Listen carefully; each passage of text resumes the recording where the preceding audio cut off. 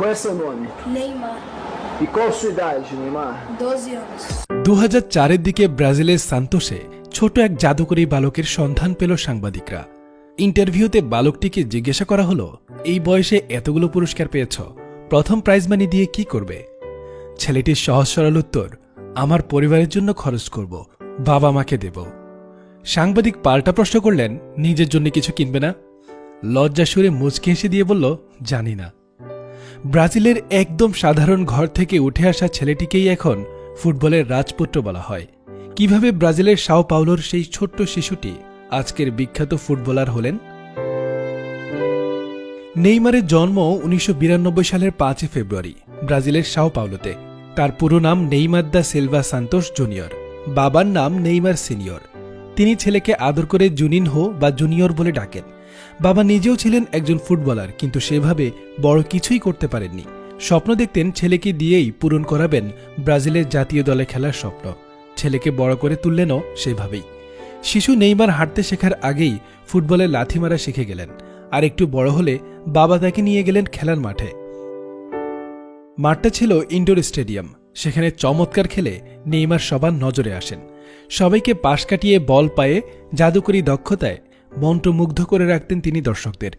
স্বপ্ন পূরণের পথে প্রথম সাফল্য আসে যখন মাত্র 11 বছর বয়সে ব্রাজিলের শীর্ষস্থানীয় ক্লাব সান্তোসের যুব দলে খেলার সুযোগ পান তিনি।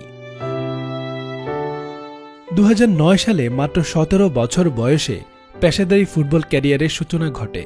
সেই বছরই সেরা খেলোয়াড় হিসেবে অ্যাওয়ার্ড জিতে নেন তিনি। 2010 সালে ধূমকেতুর মতো উত্থান ঘটে নেইমারের। সন্তোষকে league championship, Copa do Brazil championship জিতানো ছাড়াও টানা 4 বার সেরা খেলোয়াড়ের পুরস্কার জেতেন তিনি। 2011 সালে সান্তোষকে 48 বছরের ভেতর প্রথমবারের মতো কোপা চ্যাম্পিয়নশিপ জেতানোর পথে নেইমার এমন একটি অসাধারণ গোল করেন, যেটি ফিফা বর্ষসেরা গোল হিসেবে মনোনীত করে। এছাড়াও সেরা খেলোয়াড়ের দৌড়ে শুধু ব্রাজিল নয়, গোটা দক্ষিণ আমেরিকার সেরা ফুটবলার হিসেবেও অ্যাওয়ার্ড জিতে নেন নেইমার। মজার ব্যাপার হচ্ছে, নেইমারের ক্যারিয়ারের গতিপথ একদমই ভিন্ন হতে পারত, কারণ তার বয়স যখন মাত্র 14 বছর, তখন খোদ রিয়াল মাদ্রিদ থেকে তার জন্য মোটা অঙ্কের বেতনের প্রস্তাব আসে। কিন্তু সান্তোস তাদের এই অসামান্য প্রতিভাধর খেলোয়াড়টিকে হাতছাড়া করতে রাজি ছিল না। তাই তারা রিয়াল মাদ্রিদের চেয়েও বেশি বেতন দিয়ে নেইমারকে রেখে দেয় নিজেদের কাছে। এই বিশ্বাসের প্রতিদানে নেইমার প্রত্যাশার চেয়েও বেশি সাফল্য উপহার দিয়েছে সান্তোসকে। কিন্তু সান্তোসে আর কতদিন? নেইমারের মতো এত বড় মাপের আন্তর্জাতিক মানের তারকাকে নিজেদের কাছে ধরে রাখা সম্ভব নয়, সেটা সান্তোসে বুঝতে পেরেছিল। 2013 সালে নেইমার পাড়ি জমালেন বার্সেলোনায়, তার নতুন ঠিকানায়। সেখানে তখন রাজ করছেন মেসি, সুয়ারেজের মতো কিংবদন্তি খেলোয়াড়। তাদের সাথেই কাঁধে কাঁধ মিলিয়ে সমানে সমান দক্ষতা প্রমাণ করে গেলেন বয়সে নবীন নেইমার। 3 জন মিলে বার্সেলোনাকে জেতালেন অনেক অনেক ট্রফি। 2014-15 মৌসুমে অসাধারণ নৈপুণ্যে 39 গোল করে বার্সেলোনাকে বহুল আকাঙ্ক্ষিত ট্রেবল জেতায় মুখ্য ভূমিকা রাখেন তিনি। 2017 সালে তিনি বার্সেলোনা ছেড়ে পিএসজিতে যোগ দেন 222 মিলিয়ন ইউরোর বিনিময়ে। রেকর্ড গড়েন পৃথিবীর সবচেয়ে ব্যয়বহুল ফুটবলার হিসেবে। এত বিখ্যাত, সফল এবং ধনী হওয়ার পরও নেইমার নিজেকে একদম বদলাননি। একদম ছোটবেলায় তাকে এক ইন্টারভিউতে প্রশ্ন করা হয়েছিল, তুমি কেন ফুটবলার হতে চাও? তিনি জবাব দিয়েছিলেন, যেন আমি আমার পরিবারের যত্ন নিতে পারি, টাকা পয়সা নিয়ে যেন আমার মা বাবাকে কোনোদিন ভাবতে না হয়। নেইমার তার কথা রেখেছেন। অনেক খেলোয়াড়েরই একটু খ্যাতি, অর্থবিত্ত পেলে মাথা ঘুরে যায়, ধরাকে সরা জ্ঞান করতে শুরু করে।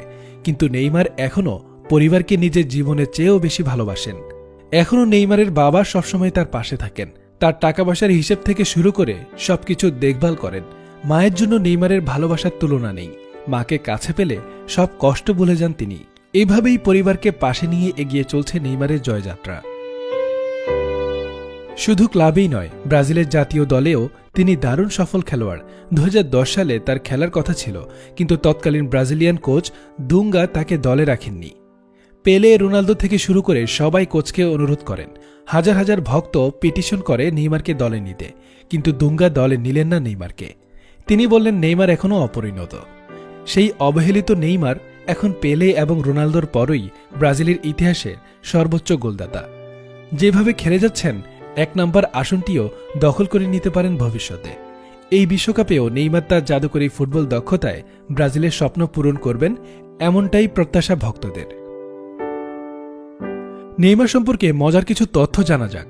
ব্রাজিলের ইতিহাসে পেলে, রোনালদো, কাকা, রোনালদিনহো থেকে শুরু করে কিংবদন্তি ফুটবলারের অভাব নেই, কিন্তু নেইমারই একমাত্র ব্রাজিলিয়ান ফুটবলার যিনি বিশ্বজুড়ে প্রসিদ্ধ টাইম ম্যাগাজিনের প্রচ্ছদে স্থান পাওয়ার অনন্য সম্মান অর্জন করেছেন।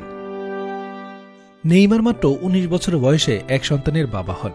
তিনি বলেন, আমি তো প্রথম ভয়ই পেয়ে গিয়েছিলাম, এত কম বয়সে এত বড় দায়িত্ব কিভাবে নেব, কিন্তু এখন আমার সন্তানের হাসি মুখেই আমার কাছে সবকিছু।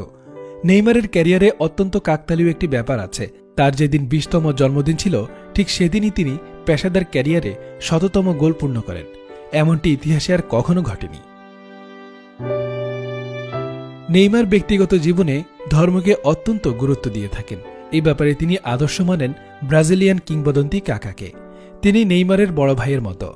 কাকার আদর্শ অনুযায়ী নেইমার সবসময় তার আয়ের ১০ ভাগ অসহায় মানুষের কল্যাণে ব্যয় করে থাকেন। তাকে বলা হয় পৃথিবীর সবচেয়ে মার্কেটেবল খেলোয়াড়। কেবল নেইমারের ছবি দিলেই যে কোনো পণ্যের বিক্রি হু হু করে বেড়ে যায়। বিজ্ঞাপনের বাজারে নেইমারের সাফল্য এত বেশি যে তাকে নিয়ে একটি শব্দ তৈরি হয়েছে, নেই মার্কেটিং। নেইমার ভীষণ মাতৃভক্ত।